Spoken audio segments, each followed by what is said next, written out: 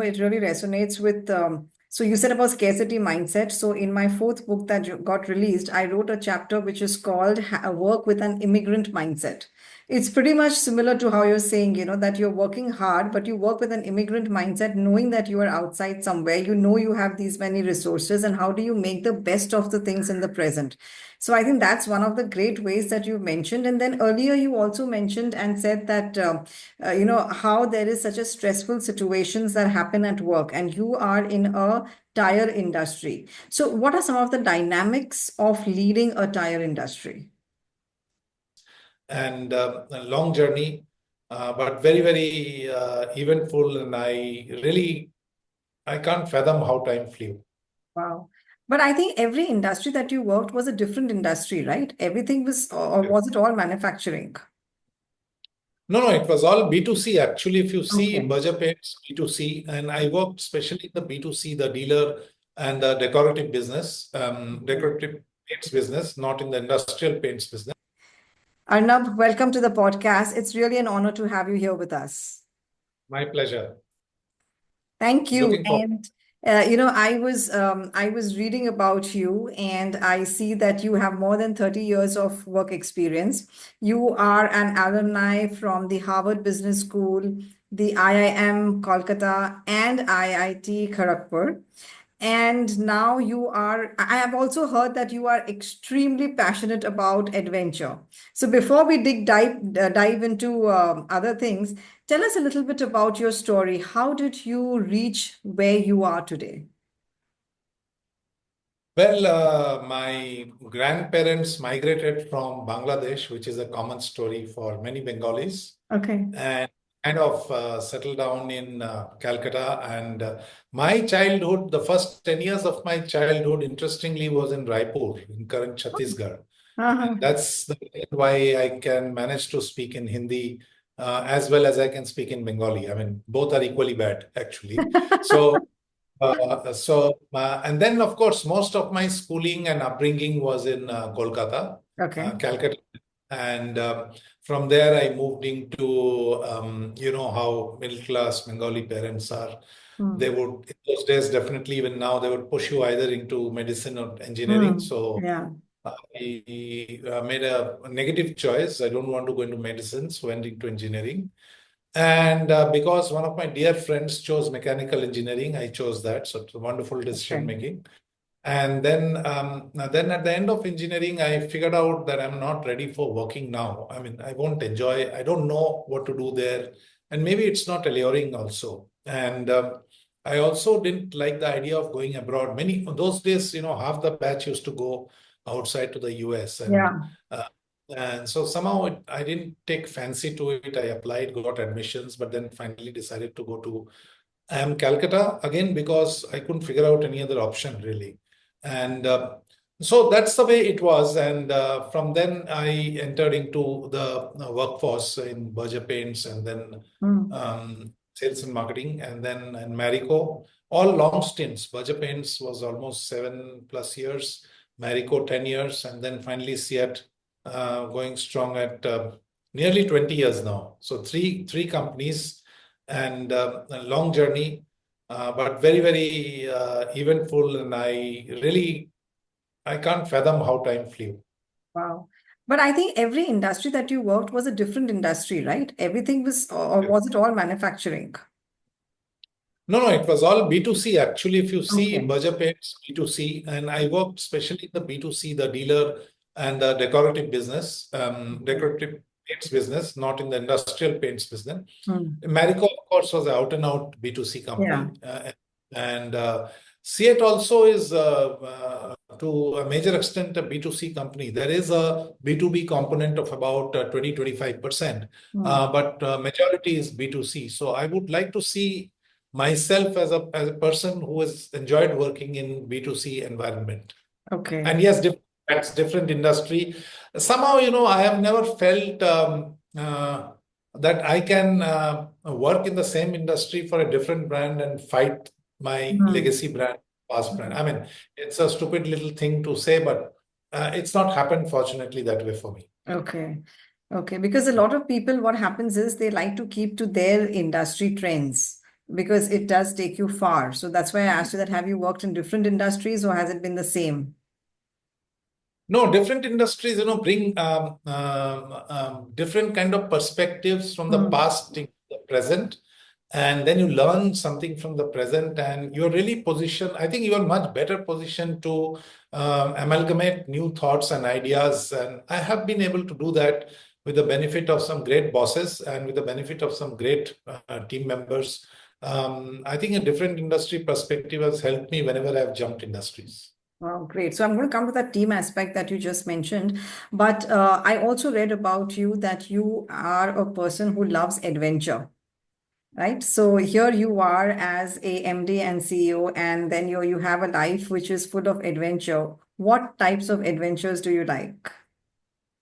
See, I wouldn't say I really, of course, I like, but I want to dabble in adventure. I'm not an out and out adventure person. So I Okay. like running. I like running the half marathon and practice for that. So Hmm. that gives you good health and it gives sets your target. Half marathon is all about fighting against yourself and trying Hmm. to raise the bar. Then high altitude trekking is something which I have done quite a bit, but I don't know whether I'll do much in future. But something which I really, really enjoy, and then traveling on the road, short trips because I cannot take long vacations now. So maybe 3, 4 days, 7 days kind of vacations, and wherever I go, I see what's there. I mean, if there's a snowmobile which Hmm. I've never tried here, I would like to try that and see how it goes. I have had a fall while skiing also. So Hmm. trying out new stuff, I think, is how I like to put it. And the core would be running and high altitude trekking. Hmm. High altitude trekking. Okay. And I think it's really different because I remember last year in winter, me and my family were doing skiing while in the US. And it's something that you have to enjoy because if you don't enjoy, it also brings a lot of fear. So to me, it brought a lot of fear. But I'm sure for you, it seems it has been something which you like and it has helped you a lot. So is there any commonality that you found between these types of activities and bringing them to work? First and foremost, what you said is absolutely correct. Unless you enjoy what you're doing, you don't work in a company for 7 years, 10 years, and Hmm. 20 years. You can't do that. You can't wake up and say, I have to go to office because I want to earn my salary. Right. And if you have, I'm sure you would have gone through the book, The Flow, where Hmm. where you work and you don't realize that how time has passed. So work for me is like that. Adventure is also like that. There's another aspect, curiosity to know the unknown. You know, so if everything is done and dusted, and I know exactly how to go ahead from point A to point B, whether in adventure or in work, Hmm. it's not much fun. There has to be some disruption like the US tariffs or some such things Yeah. are an opportunity to move ahead of competition to do something which you would normally not do, right? So it holds true for a marathon, it holds true for high altitude trekking because that's very, very unpredictable. Hmm. Weather, the terrain, your health condition, everything is fluctuating, and sometimes I've failed also. It's not that I always have. I'm curious. I found out new stuff and I win. But that curiosity keeps your engagement going, and then Yeah. you are in the present. I discovered this word mindfulness much later. I didn't know such a word, such a practice, or such a word exists. But it's core to what you do in life, in leadership, and at work, at home, with your family, and if you can stay in the present, you will enjoy. There's so much to see in a mountain or in office. There's so many nuances when people interact and speak, and you see a lot of opportunities and think to join the dots and move forward. So you are, you are in a C-suite role. You are managing stakeholders and the company. Plus, you also are into activities like this. And you mentioned something really well, stay in the present. But I work with a lot of CEOs, and I don't think that's something really natural and easy that comes in. What do you do so that you can be in the present while handling all these pressures that are at work? I would link it to what I call the scarcity complex. You know, Yeah. when we grew up in a middle class setup, our main intention was to get into some job Hmm. which pays you a salary, and then the main intention was not to lose the job, right? Ah, And yeah. after that, your thoughts and those kind of ambitions started building up, and skill development. All those came much later. So if you combine scarcity complex to living in the present, Hmm. the attitude is to maximize the present. You know, I True. may not get this opportunity again, and I see some stuff. Let me maximize the present. So I'm not thinking of what happens 2 years later. Hmm. I'm obviously not thinking of what has happened in the past, because that's because why I'm here. I mean, I Hmm. can't change my past, Right. so maximizing the present. For doing that, you have to be in the present. You have to see what's going on around you and what you can do today, keeping long term in view. I mean, I'm Hmm. not saying you play for the short term or Right. tactically or any such stuff. But being in the present, I think, has come from the scarcity mindset. And I enjoy doing it. And that relieves me of a lot of stress also. If you think too much ahead, Ahead of then I time. don't Yeah. think we can't focus on the current. We will botch up the current, and then there's no future anyways. No, I think what you said, no, it really resonates with. So you said about scarcity mindset. So in my fourth book that got released, I wrote a chapter which is called Work with an Immigrant Mindset. It's pretty much similar to how you're saying, that you're working hard, but you work with an immigrant mindset, knowing that you are outside somewhere, you have these many resources, and how do you make the best of the things in the present? So I think that's one of the great ways that you mentioned. And then earlier you also mentioned and said that how there is such a stressful situations that happen at work, and you are in a tire industry. So what are some of the dynamics of leading a tire industry? It's a global industry in the sense there is huge supply chain connections, market connections between all global players in India. Hmm. Many global players are operating in India, and we operate to the extent of 20% of our business is outside India. Okay. So we compete with everybody, from the most technologically advanced tire brands to the most value oriented tire brands, right? Hmm. Um, so that's one. Second, it is very competitive, right? And why it is competitive? Because you when you invest, let's say, $1,000 in tire industry, the output that you get from the factory is not more than 1,200, $1,300. Hmm. So the pressure on having very high margin out of that and quickly utilize the capacity. For that, I have to sell quickly. So it is extremely competitive globally and also in India. That's the second part. Third, I think it's one of the most underrated and understated industry because its tire making is very tough. Hmm. Manufacturing, I'm saying. It's a plastic. Rubber is a plastic material. I mean, it doesn't obey the laws of elasticity. Okay. Processing it is in a continuous process kind of thing is very tough. It's actually an assembly. It's not, the tire looks round and black, but it is an assembly of many small parts which are put together to make a tire. And a tire in US is very different from a tire in Europe, which is Hmm. again very different from a tire in India. So customization to the application is again a feature of this industry. So therefore, you are always learning. You don't have a stable technology. You don't have a Yeah. stable system. Applications are coming. Roads are in India becoming better. People are Much. buying larger vehicles and traveling longer distances. So True. the usage of tire is continuously evolving. So it's very interesting. A lot of wheels within wheels, so makes it complex. But then if you are a curious kind of person, then complexity is actually good. Nice. And I like how you said, like, everything is changing so much. And you said about technology. So now when we're talking about technology, AI is taking over everything. Um, how is AI shaping your industry right now? We are still figuring out, but on the sales side, there are a lot of applications of AI because there's a lot of data. So creating nudges for the sales team to make them more productive is a clear case application of Gen AI, which we have taken up. We tried Gen AI in some content generation activities, not very happy, and it's not really going to be important, I think, in our organization. Then Okay. office productivity with Copilot and stuff like that, that people are obviously taking recourse to. But we are getting new ideas, you know. Previously, we used to spend a lot of time in collecting public data, marrying it with internal data, looking at trends, and looking at alternate strategy development.